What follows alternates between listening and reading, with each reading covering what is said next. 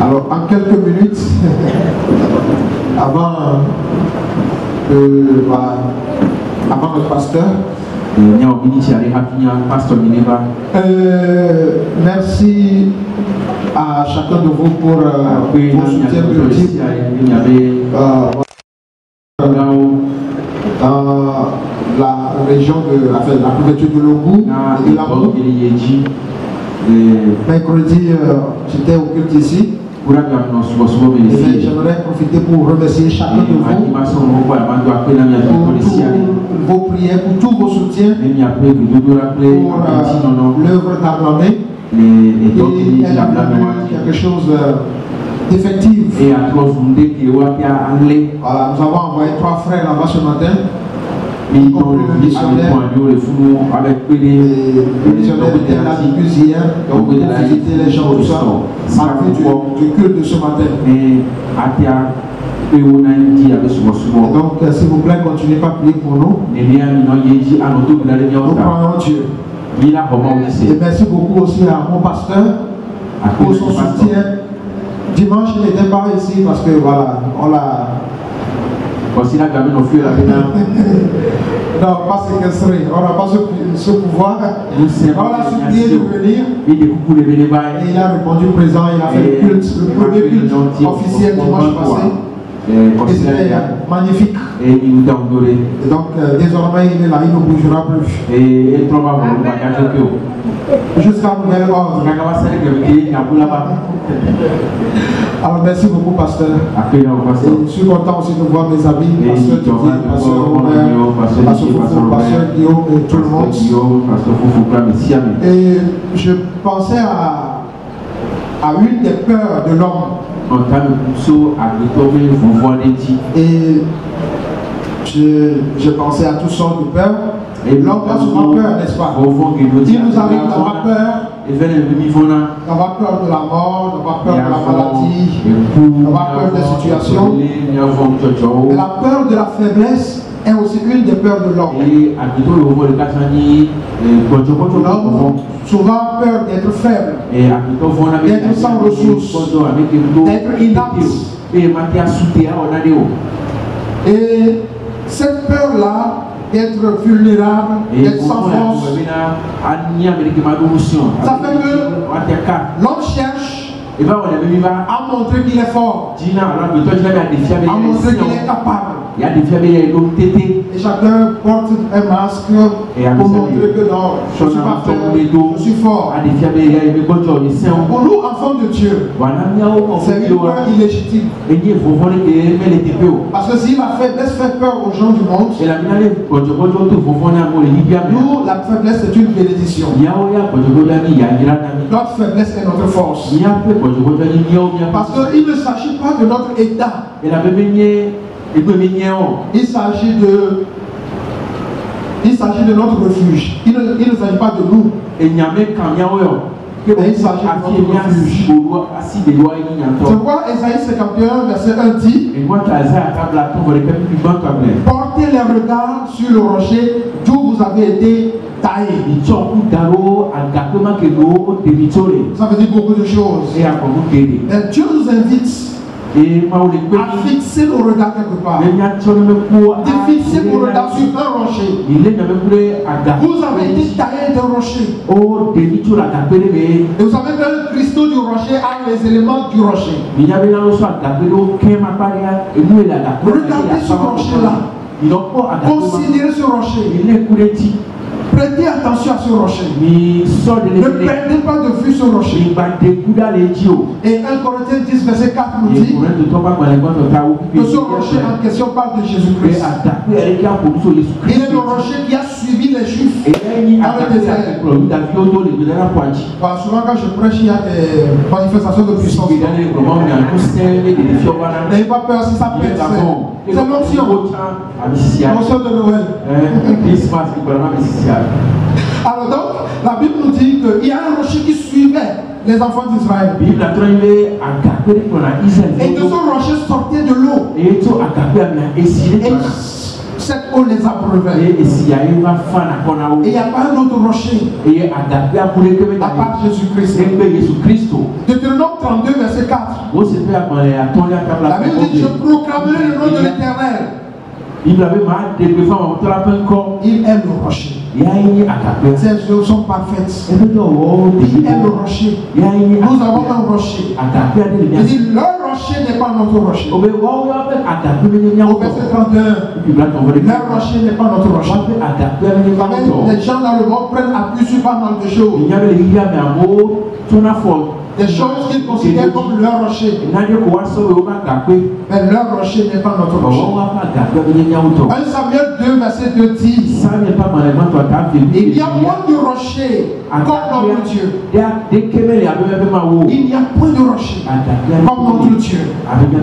Et 2 Samuel 22, 32 dit: car qui est Dieu si ce n'est l'Éternel? Qui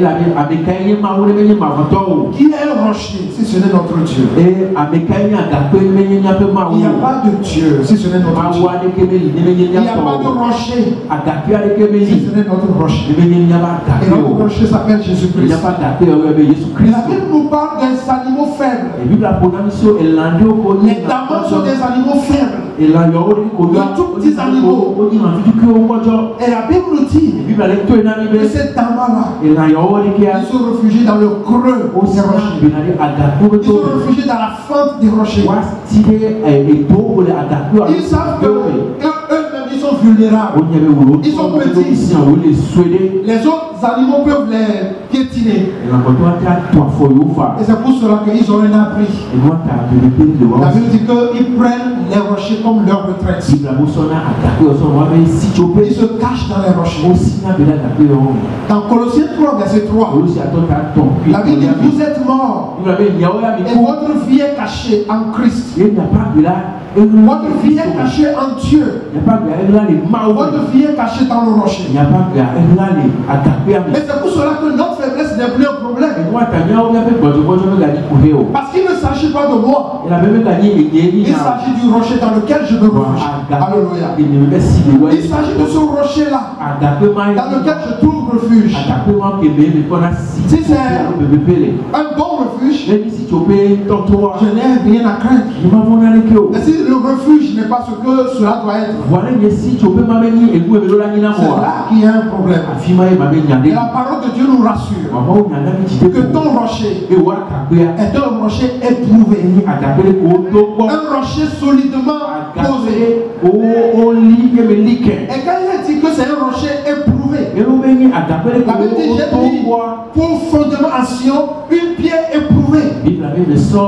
Comme notre pasteur a l'habitude de l'expliquer ici, ça fait penser aux pierres qu'on a utilisées pour la construction du temple de Salomon. Les pierres étaient taillées et éprouvées dans une carrière. Et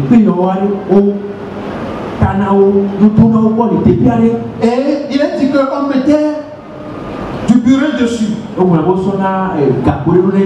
on tapait avec un marteau. Si la pierre n'a pas de fissure, si la pierre n'est pas cassée, on dit: voilà, ça peut construire la maison de l'Éternel. Mais la Bible dit que Jésus a été éprouvé en toutes choses. Il a été tenté par toutes choses. Mais il n'a pas échoué. C'est un rocher éprouvé. Il a été éprouvé par tous les marteaux, toutes les masses. La masse du rejet est venue sur lui. Mais il n'a pas sombré. La masse ou bien le marteau de l'échec est venu. Le marteau de l'échec n'a pas pu le casser. Le marteau de la famille de la tribulation n'a pas pu le casser. Et même le marteau de la mort, il a été frappé, il a été éprouvé, mais il est ressuscité. Alors, tout ce qui vient contre toi dans ta vie, Jésus a connu cela. Il a été frappé, il a été éprouvé, mais il est resté solidement posé. moi je suis dans ce rocher. Et puis il est dans ce rocher. Et la parole de Dieu nous dit que nous n'avons rien à craindre. La Bible dit ne tremblez pas. Ne paniquez pas. Dans Isaïe 45, verset 8, ne tremblez pas. Parce que vous êtes dans un rocher. Un rocher solidement posé. Un rocher éprouvé. Tout ce qui vient contre toi. Jésus devient, comment dire, ton bouclier. Voilà. Les choses viennent contre Jésus. Et ces choses ne peuvent rien faire. Pourquoi la Bible nous dit dans Joël 3, verset 10 que le fer dise je suis fort. Que le fer dise je suis fort. Et l'apôtre Paul peut dire quand je suis faible, c'est alors que je suis fort. Parce que sa grâce me suffit et sa puissance s'accomplit dans ma faiblesse. Je n'ai pas peur de mes faiblesses. Je n'ai pas peur de tes faiblesses. Parce que tu es dans un rocher. Un rocher éprouvé. Un rocher testé. Comme les diamants. Nous sommes en sécurité dans ce rocher-là. C'est vrai que nous-mêmes, nous n'avons aucune force. Mais notre rocher est fort. La Bible dit, parce que tu as peu de puissance. Parce que tu as peu de puissance. Tu es faible. Je vais t'ouvrir devant toi une porte que personne ne peut faire. Amen. Amen. Vous savez quoi? Notre ministère, cette église, l'église de Léo 2000, est dans le seul rocher. La Bible dit les portes du séjour des morts ne prévaudront point contre eux. Il ne s'agit pas de la chose, mais il s'agit du rocher dans lequel se trouve la chose.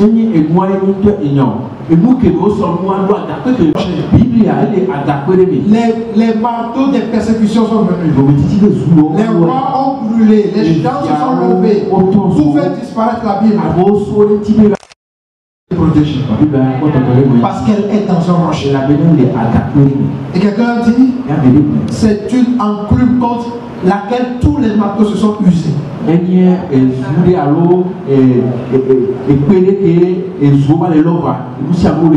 c'est la même chose pour nous aussi. Nous sommes dans le creux d'un rocher. Nous sommes en Christ. Les vents vont venir. Les problèmes vont venir. La situation va venir. Par la grâce de Dieu, nous allons continuer à vivre. Parce que c'est le rocher qui encaisse les coups. Et lui a l'habitude. Et il sait gérer cela. Et on n'a pas peur. Roi Josaphat, devant la persécution, la menace des rois, la menace de guerre, des armées ennemies, a su qu'il a un rocher. Et il est allé se blottir dans ce rocher. Oh Dieu, nous sommes un peuple sans force.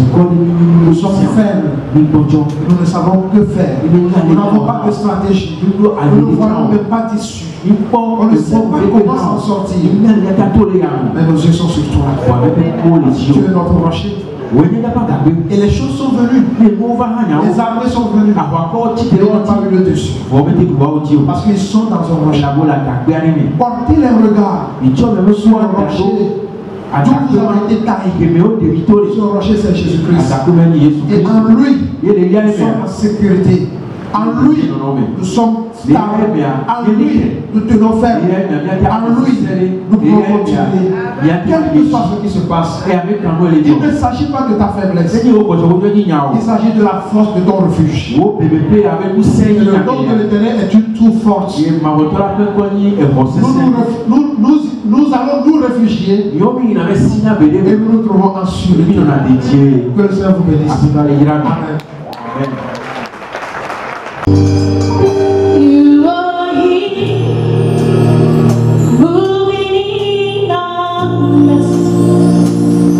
I worship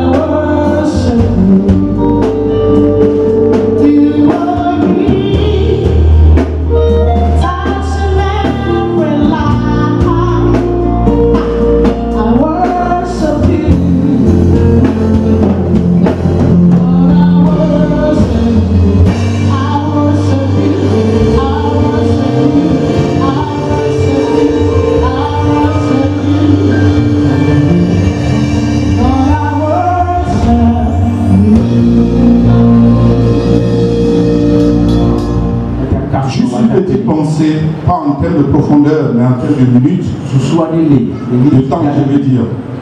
Avant qu'on ne prenne la scène, je ne suis pas là pour parler de la scène même d'abord.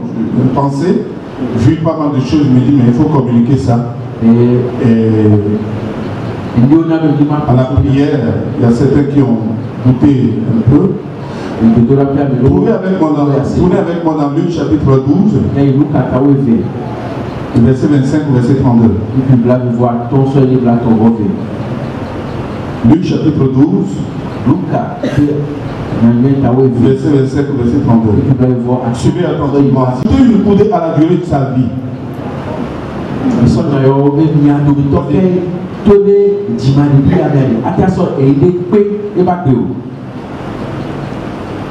Soyez conscients ce matin. C'est une question. Qui de vous, par ses inquiétudes, peut ajouter une coudée à la durée de sa vie?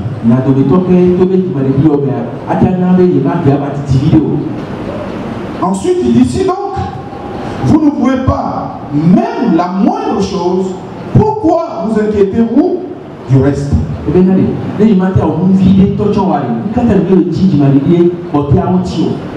Juste ajouter une coudée à la durée de sa vie, on ne peut pas. Et Jésus dit, mais pourquoi on s'inquiète pour tout le reste? Si on ne peut pas, le peu. Si on n'arrive pas à faire le peu, pourquoi on se fatigue pour le reste? Et continue. Considérez comment Prospéris, il ne travaille ni ne file. Cependant, je vous dis que Salomon, même dans toute sa gloire, n'a pas été vêtu comme l'un d'eux.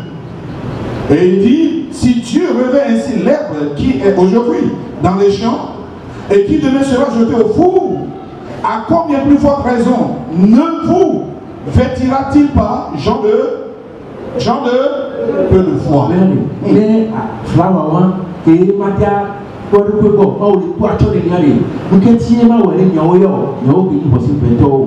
vous, ne cherchez pas ce que vous mangerez et ce que vous boirez. Et ne soyez pas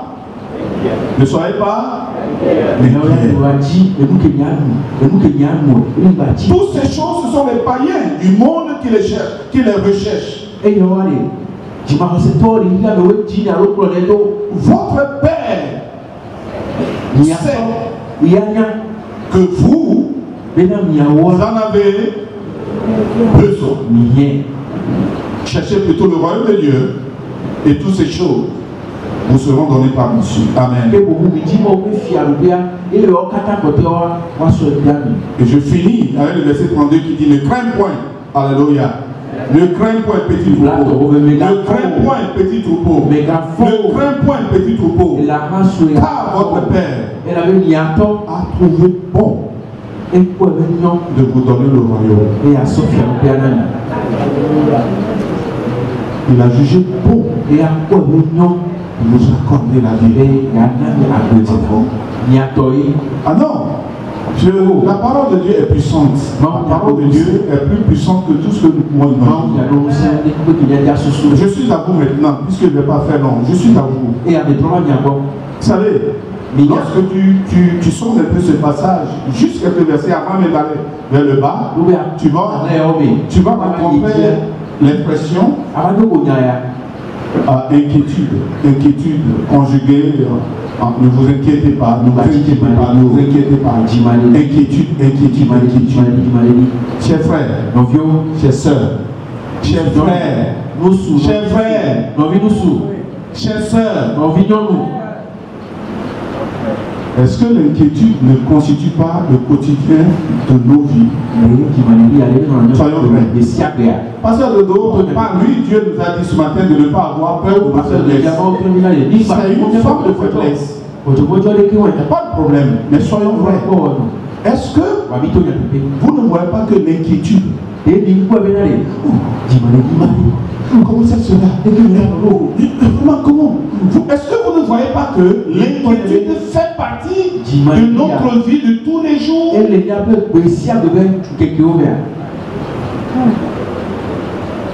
On honnêtement, qui au milieu de nous ici n'a jamais coopéré avec Mademoiselle Inquiétude? Qui lève sa main droite? Et je veux me maudire. Non, je ne vais pas. Tous autant nous sommes. Et aussi, hein, ce n'est pas seulement vous qui vivez l'inquiétude dans les situations, dans le temps. Les pères de l'Église l'ont vécu. Les patriarches l'ont vécu. Les grands hommes de Dieu mentionnés dans la parole de Dieu, les exaltés, ils l'ont vécu. Presque on dirait que cela fait partie de qui nous sommes. L'inquiétude. Et sans polémiquer, je cherche, j'y ai pensé, c'était beau autrefois. Qu'est-ce qui peut amener, qu'est-ce qui amène le chrétien à tout le temps être un être inquiet? Et je le dis tout le temps. Les gens me voient et je vois ils vivent ça tout le temps. On s'inquiète. On s'inquiète. L'inquiétude, c'est d'être dans le présent et vouloir vivre dans le futur. Tu ne maîtrises pas le futur, laisse le futur à Dieu. Je suis là, mais je vais contrôler le futur, je vais te rassurer. Je vais avoir la main mise sur le futur et que cela me rassure. Pourquoi on s'inquiète? Et la question est pourquoi nous nous inquiétons? Je sais que au milieu de nous ce matin, tellement d'inquiets. Honnêtement, qui a quelques doutes ou cette peur, cette inquiétude pour un sujet, pour un point, pour une situation au milieu de nous ce matin? Ok, vous êtes honnête, c'est vrai, c'est la vérité. Même moi-même qui suis devant vous, à qui Dieu a remis ce message, est-ce que Dieu est clair? Peut-être. Toi seul, tu le sais. Il y a des questions, il n'y a que toi seul. Oui. Oui. Inquiétude. Inquiétude. Pourtant, Dieu nous a rassurés par 10 000 moyens. Vous savez que lorsque vous faites la Bible, ok, dite sous diverses formes, mais vous pouvez constater qu'il y a 365 expressions dites d'une manière ou d'une autre, ne craignez point. 365. Non, 366 ou 365? 365. 365. Expression, ne craignez point. Ne craignez point. Comme quoi? Pour nous rassurer dans cette vie. Et il a dit que l'année compte combien de jours? L'année compte combien de jours? 365 jours. Dieu nous connaissant que nous sommes des êtres faibles, sujets à l'inquiétude, et que l'inquiétude ne nous fait pas du bien. Chaque jour qu'il crée, il nous donne une solution en nous disant, pour aujourd'hui, t'inquiète. Alléluia. Et tu me dirais demain, il dit non, laisse. Quand demain va venir, je vais te rassurer dans la journée de demain. Et le lendemain, Dieu dit non, non, t'inquiète pas. Je gère le lendemain. Quand le lendemain viendra, je vais te rassurer dans le lendemain. Ainsi de suite. 365 fois. Ne crains pas. Mais pourtant, il suffit que j'entende une nouvelle. Que je suis dans tous mes états. L'inquiétude. Il suffit, excusez-moi, qu'une femme, je ne sais pas, sente un piqûre, quelque chose qui pique dans son sein. Dans le sein. Et cette femme ne pourra pas dormir. Ah oui, j'ai senti quelque chose dans mon sein. Ça m'a piqué. C'est le cancer. Qui t'a dit que c'est le cancer? Tu t'inquiètes pour rien? Oh, j'ai ressenti ça. Est-ce que ce n'est pas telle chose? Est-ce que ce n'est pas telle maladie? On m'a dit ça. On va envoyer telle lettre. Est-ce que cela ne va pas être sanctionné en ceci? Il y a telle chose. Est-ce que cela ne va pas finir comme ça? Et on vit dans l'inquiétude. Ah, je vais perdre mon travail. La façon dont les choses s'annoncent, je vais perdre mon travail. Ah, mais la façon dont je me sens aujourd'hui, je vais tomber malade. Mais pourtant, l'autre m'a dit qu'il va me montrer. Mais comment je me sens bizarre? Est-ce que c'est pas lui qui m'a envoûté? Les chrétiens peuvent penser comme ça. Qui peut être envoûté par les charlatans? Parce que le charlatan lui a dit, je vais te montrer qui je suis. Et je suis lourd. Je ne me sens pas. Est-ce que c'est pas le gars qui a commencé ces inquiétudes? On s'inquiète tout le temps. On s'inquiète tout le temps. On t'attrape. On te met même en prison. C'est fini pour moi. Inquiétude. C'est fini. C'est fini. Ou quelque chose s'annonce. Oh, je vais finir en prison. On s'inquiète. Laissez-moi vous dire quelque chose. Et ça va être le secret à garder ce matin. Vous savez ce qui fait que vous vous inquiétez? Est-ce que vous savez pourquoi l'homme s'inquiète? En règle générale, là on parle aux chrétiens. Vous savez pourquoi on s'inquiète? Vous savez ça? On s'inquiète parce qu'on ne connaît pas les voies de Dieu. C'est aussi simple, mais hyper simple. Et je sais que cela peut guérir quelqu'un aujourd'hui. Nous nous inquiétons parce que nous ne connaissons pas les voies de Dieu. Quand on parle de foi, que ce soit dans la compréhension de l'Ancien Testament ou dans le Nouveau Testament, cela parle d'orientation. Le fait qu'on te guide, ça dit comment tu es orienté. Ça parle de conduite. Et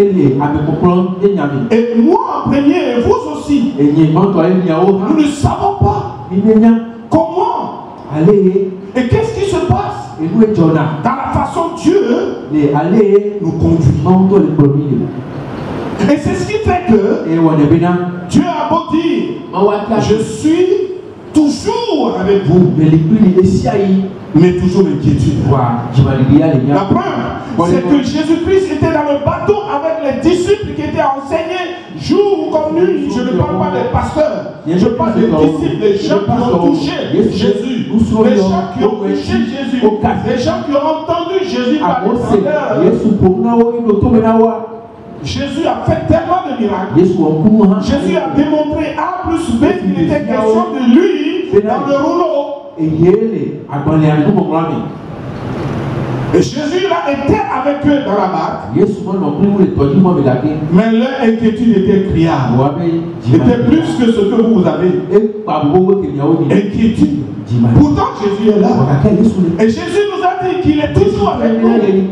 Pourtant, on s'inquiète tout le temps. Pourquoi? Nous ne connaissons pas les voies de Dieu. Vous savez, dans Romains chapitre 11, verset 33, il est question que les voies de l'Éternel sont insondables. Elles sont profondes. Et il dit, oh, profondeur de la richesse, de la sagesse et de la science de Dieu, que ces jugements sont insondables et ces voies incompréhensibles. Car qui a connu la pensée du Seigneur? Ou qui a été son conseiller? Qui lui a donné le premier? Qui lui a donné le premier pour qu'il dit à pour qu'il ait plutôt à ce, qu'est-ce que je dis là? Pour qu'il ait à recevoir en retour, excusez-moi. Mais laissez-moi vous dire quelque chose. C'est de lui,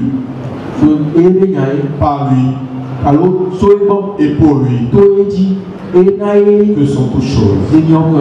Alléluia. Je reviens. C'est par lui. C'est pour lui. Non, d'abord il dit c'est de lui. Il est la source. C'est pour lui. Il est la cible. C'est qu'est-ce que je dis?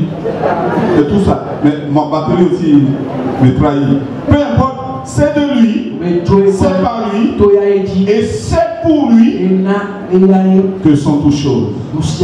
Alors qu'est-ce que nous prenons ce matin? À lui la gloire dans tous les siècles. Les voix de Dieu sont en son âme. Vous savez, lorsque Dieu prend Pasteur Fofo et qu'il le conduit dans ses voies, parce que Dieu a un plan pour la vie de chacun de nous. Le plan de Dieu sur ma vie, je parle du plan spécifique de Dieu sur ma vie, n'est pas le plan de Dieu spécifique sur ta vie. C'est comme l'empreinte. On est des milliards sur la planète Terre, mais il n'y a aucune empreinte qui ressemble à un autre. Il n'y en a pas. Et donc, Dieu prend Pasteur Fofo et il veut réaliser son plan dans sa vie. Et du coup, il va commencer la vie avec lui. Il le prend et il marche avec lui. Il marche avec lui.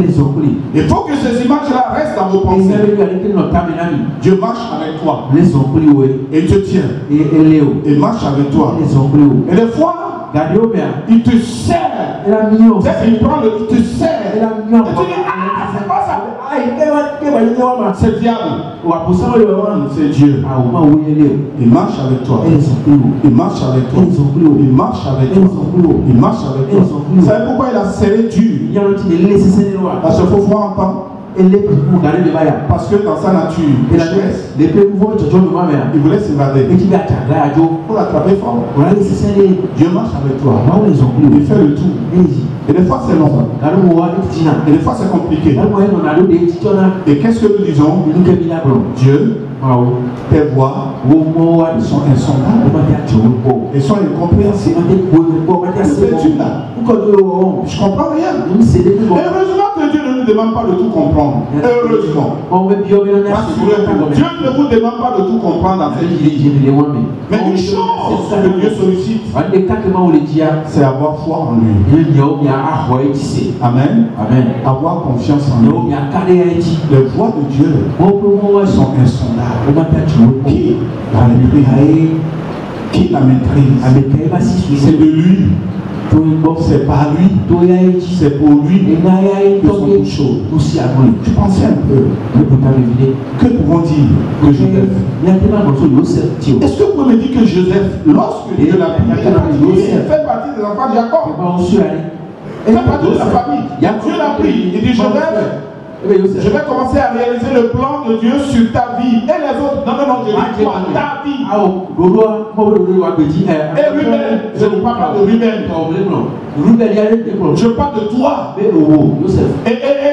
Non, je parle de toi. Et Dieu prend Joseph. Dieu prend Joseph. Et Dieu prend Joseph. Et dans la marche là, des fois, à la scène, on voit ses frères être méchants contre lui. Complotant même des choses horribles. Vous connaissez comment Dieu a commencé en lui révélant la vision. Et lui n'étant pas ça, il a publié la vision. Et ça a causé de jalousie et de troubles partout. On dit, on va finir avec lui. À un niveau, ils ont décidé de le tuer. Ils l'ont mis dans une cité, dans un trou profond. En disant, il va mourir là-bas. C'est frère de sang. C'est pas la vague famille de l'Afrique. Même père. Et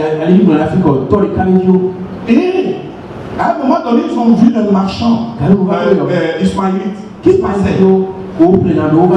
Et donc ils ont dit, mais attends, et si on sortait le farfelu là, et on le vendait à ce marchand ismaélite, on pouvait faire un peu de sous.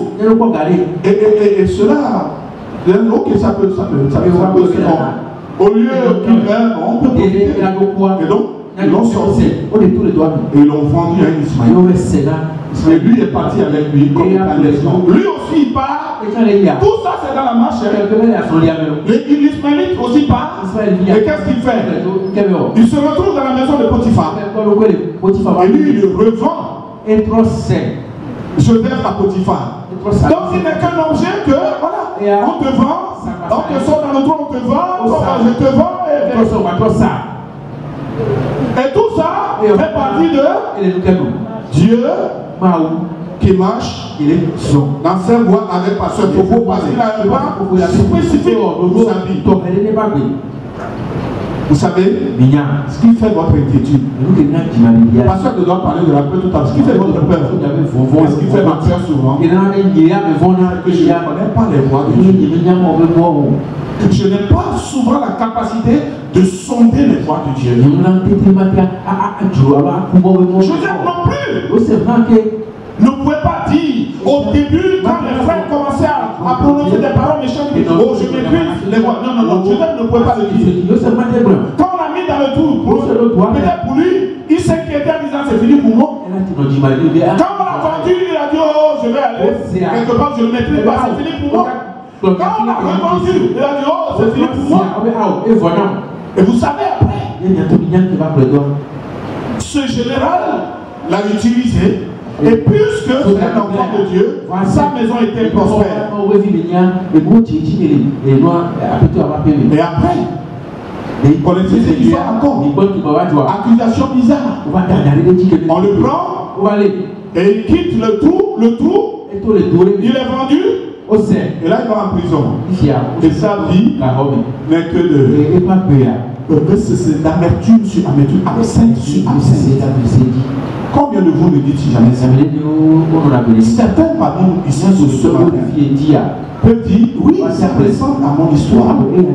Parce que durant toute ma vie, de temps en temps, oui, j'ai ri un peu, mais ma vie est émaillée que de cette histoire. Quand je sors de ceci, je mets le pied dans l'autre. Quand à peine je sors le pied, etc. Et c'est pourquoi je dis, mais ma vie n'a plus de sens. Et qu'est-ce qui va arriver encore demain? Et qu'est-ce que je vais devenir demain? La jeunesse se pose la question, elle s'inquiète. Qu'est-ce que nous allons devenir demain? Alors que les choses ne vont pas de mieux en mieux. D'après la Bible, les choses iront de mal à pire. D'après la Bible. Et la preuve est là. On parle de chômage. Ce n'est pas seulement au Togo. Ce n'est pas seulement en Afrique. Ce n'est pas seulement en Europe. C'est mondial. C'est mondial. Et il y a des facteurs, des choses combinées qui peuvent ajouter à ça. Mais la Bible a prédit cela. Et nous sommes tous inquiets. Et les business. Et ceci. Et mon examen. Et voilà, l'école que je vais aller, tel professeur dit que là, il y a tellement de sujets. Il fait qu'on s'inquiète. Le jour où j'étais arrivé, pendant que le frère dont je parlais a eu l'accident, c'était devant moi. Parce que moi j'avais pris sa maman et sa tante ou quelque chose comme ça. En venant. Et arrivé dans la voie serpentée là, avant d'arriver à Tapabé, ça dit quand tu es à trop, voie serpentée là, tu montes sur le marché là-bas. Et quelqu'un me faisait comme ça, doucement, parce que je ne roule pas doucement. Et donc, doucement, accident. Je temporisais un peu. Et on voyait en même temps, on est en train de transporter quelqu'un sur la voie pour déposer sur le trottoir. Et la maman, elle est smart, elle a fui. Et c'est pas mon fils. Mais pourtant on était tous à la même. J'ai garé. Elle sort précipitamment, même sans chaussures. Et effectivement c'était son fils. Son fils est la terminale. Si tu vois le casque que le gars a porté, on dirait une calebasse qu'on a déposée, qu'on a mis. On l'a écrasé avec la et tous on se disait. Et c'est là où je dis que le diable nous a volé la suite de notre joie. On vient de tout ça. Le sang qui girait, c'est vers midi 13h, donc il fait chaud, donc le sang. Et le gars qui criait. Et tous on était désemparés, il pleurait un peu partout. Parce que c'est dangereux de ne pas partir. Il a fait la. Il y a une manière de prendre les accidents que personne ne maîtrise. Moi, on va le prendre et ça va venir. Mais si tu insistes, ça va être traduit autrement. Vous pouvez les laisser dans ta voiture. Je ne sais pas. Je dis ok, faites ce qu'il y a à faire. On l'a pris, le sang, et le sang. Et le gars criait, qui n'est pas lui-même. Et cet accident a occasionné 4 personnes en fait. Et lui, il a pris une soeur avec lui, la soeur. Et quand ils ont fait l'accident, un zèle qui le suivait aussi de lui rentrer dedans. Lui aussi, il a pris une vieille. C'était du n'importe quoi. C'était du n'importe quoi. Et tous ont dit, la maman, tout le monde criait, pleurait. On dirait au cimetière. C'est quoi encore? C'est quoi? C'est quoi encore ça? Ça veut dire quoi? Ça là, ça s'appelle comment? On vient mais vraiment de la montagne où nous avons vu la gloire de Dieu. Dès qu'on descend dans la vallée, il y a un démoniaque qui nous attendait. Bon, j'ai ouvert derrière, ils ont mis le gars, les vieilles, machin. Et pendant que je voulais démarrer, j'attends, pompier, merci Seigneur. J'ai arrêté. Bon, on a supplié les sapeurs-pompiers parce que quand tu fais ça, des fois, il peut s'énerver. Finalement, ils ont sorti leur truc là, ils ont dit le frère parce que pour le frère là, pas l'hôpital. L'hôpital là-bas, c'est le cimetière. Tout le monde c'est fini. Oh, et ça. La chose c'est quoi? On vient de vivre quelque chose de fabuleux. On avait vécu une présence de Dieu mais incroyable. Pourquoi Dieu peut conclure notre fête avec ça? Et donc, on est tous là et on se dit, mais le gars va mourir. Mais finalement, que la seule avait pensé à la mort de son fils. Le jour où on a inauguré l'église, est-ce que les gens ne peuvent pas passer loin? Mais les gens ils sont, excusez-moi, les gens ils sont bêtes. Les gens peuvent dire même que, oh, ce qu'ils ont fait là, ils vont inaugurer, donc, autre chose ça va. Donc, les gens disent, mais non, ils l'ont utilisé pour le sacrifice. Vous ne pensez pas? Oui. Oh, les gens, quand ils ont mangé là, quand ils ont bu le sorabi, je ne sais pas de quoi, alors de l'eau, tout ce qu'ils veulent là, ils sortent ça de leur bouche. Il n'y a pas de problème. Et donc tout ça tournait. Inquiétude. Et le problème c'est quoi? C'est que nous ne connaissons pas les voies de l'éternel. Joseph ne connaissait pas les voies de la citerne. Au ventre et en prison. Joseph ne connaissait pas les voies de l'éternel. Je ne connais pas les voies de l'éternel. Elles sont insondables. Elles sont insondables. Mais après, laissez-moi vous dire quelque chose. Dieu a fait éclater sa gloire. Une opération qu'on va faire à 900 et quelques mille ici. Les docteurs ici connaissent un peu la famille du à peine ils ont utilisé 200 000 et l'opération a été faite. Et laissez-moi vous dire que l'opération a réussi. Il a perdu ses dents. Il a eu double fracture au mâchoire. Ah mais c'est pas de la blague, c'est compliqué. Très compliqué. En triple fracture. Ah d'accord. C'est lui qui a.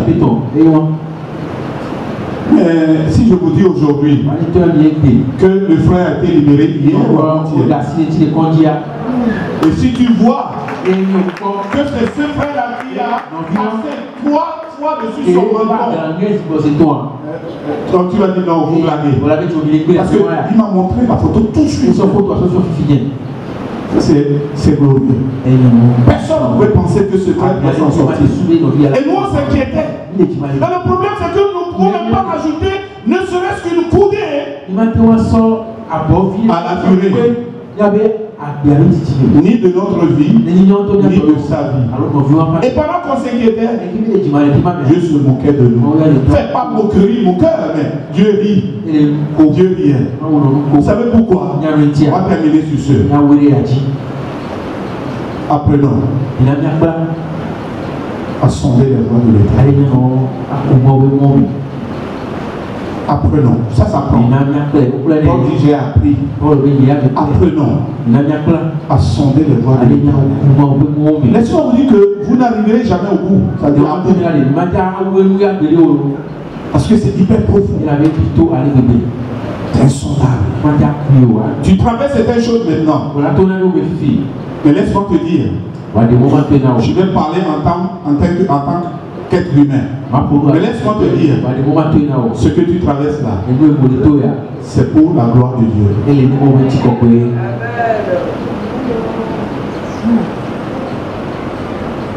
Je vais aller loin même. Les gens sont mariés. Les hommes ont décidé de renvoyer leurs femmes. Divorce forcé. Et on pourra dire que c'est fini.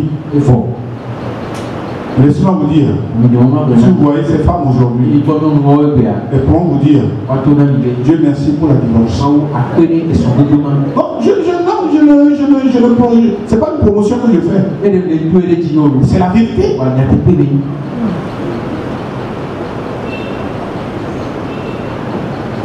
Quand tu vis dans une famille, dans un couple, on dirait l'enfer. Non. Et que l'homme t'aide pour te sortir de l'enfer. Et en sortant, tu rentres dans le paradis. Tu fais quoi? Gloire à Dieu pour la paradis. Et tu es menacé maintenant de renvoi de travail parce qu'il y a eu des petits trucs, on dit mais non, c'est comme ça, tu vas être renvoyé. Okay? Oui, c'est pas si facile, on le dit, c'est pas. On va me renvoyer, alléluia. Il faut être stupide pour penser comme ça. Mais laisse-moi te dire que tout ce qui se passe dans la vie de ces enfants, puisqu'il a décidé, il a posé la base. Jésus a posé la base nous concernant en disant je suis, il a utilisé le présent qui a de répercussions d'une éternité. Il n'a pas dit je suis avec vous pour toujours. Ça c'est la base. Laisse-moi te dire quelque chose. Peut-être tu seras renvoyé de ce travail. Tu vas passer un certain d'heure entraînant un peu. Mais laisse-moi te dire, le jour où tu auras un travail qui vaut 10 fois mieux que ce que tu faisais, reviens me voir et dis, pasteur, je me suis rappelé de ce message que tu as fait. Laisse-moi te dire ceci. Pour le chrétien, quand une porte se ferme, sois sûr que Dieu est prêt à ouvrir une autre. Pense comme ça. C'est la vérité. Si Dieu permet qu'une porte se ferme devant toi, c'est médiocre, c'est une porte médiocre. Dieu va ouvrir quelque chose mais de très fabuleux devant toi. Qui sait que si on ne t'a jamais renvoyé, tu vas couper là-bas jusqu'à avoir retraite et gagner des miettes.